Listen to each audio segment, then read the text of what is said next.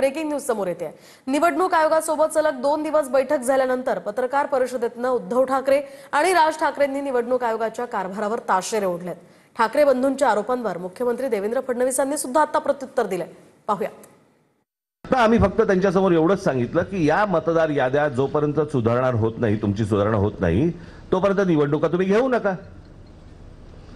आता साधारणपणे आपण जर समजा महानगरपालिकेच्या किंवा स्थानिक स्वराज्य संस्थांच्या निवडणुका जर समजा आपण पाहिल्या तर गेल्या 5 वर्षांमध्ये निवडणुका झालेल्या नाहीयेत। मग जर 5 वर्ष जर समजा या निवडणुकांमध्ये गेलेली असली तर मग याद्या सुधारण्यासाठी अजून 6 महिने गेले तर काय फरक पडतो? आपल्या आयुष्यातली किंवा देशाच्या आयुष्यातली ही पहिली निवडणूक नाहीये। आतापर्यंत काही देशामध्ये सत्ताधारी जन्माला आलेले नाहीत का?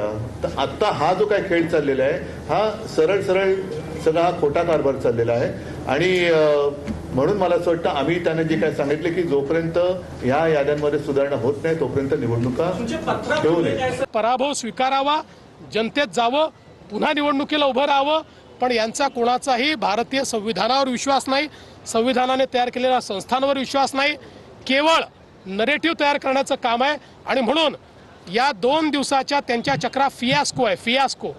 त्यांना कल्पना देखील नाही की कोणाकडे काय मागणी केली पाहिजे। सगळ्यात ज्यांना समजतं ते पवार साहेब आहेत। कालच पवार साहेबांच्या लक्षात आलं आणि म्हणून पवार साहेब आज त्यांच्यासोबत गेले नाहीत। आज किंवा काल येऊ शकले नसतील तर त्यांनी सांगावं उद्या येतो, आम्ही सगळे मिळून जायला तयार आहोत। आता हा प्रश्न जो आहे हा चेंडू भाजपच्या कोर्टात आहे।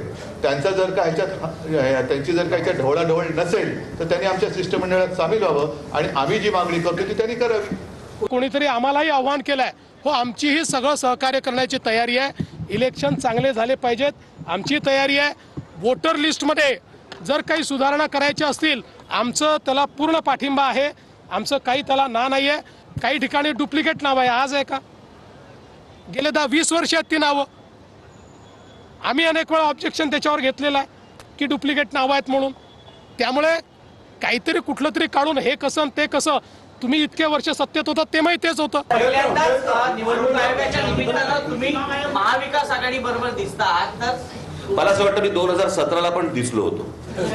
सर्वांनाच बोलवलं। प्रश्न असा आहे की मी तुम्हाला एकच गोष्ट 2017ला महाविकास आघाडी ते असेल किंवा नसेल तो विषय नाहीये। प्रश्न असा आहे की या सगळ्याच्यामध्ये एक गोष्ट लक्षात घ्या, आता निवडणूक होणार कशी होणार हे महत्वाचं आहे। कोणाबरोबर होणार हा आताचा विषयच नाही। कोणालाही कुठे जाता येईल, कोणी कोणाचे धरले बांधले नाही आहेत। पण तुम्हाला एक सांगतो, कोणीही कोणाही सोबत गेलं तरीही महायुतीच निवडून येणार हे माहिती आहे की आम्ही निवडून आल्यानंतर पुन्हा हे आताचे फोटो दाखवून बघा आम्ही सांगितलं होतं, बघा आम्ही सांगितलं होतं, बघा आम्ही सांगितलं होतं, वोटर लिस्टमध्ये गडबडी हे करणार आहेत। रडण्याची सवय आहे पण काय हरकत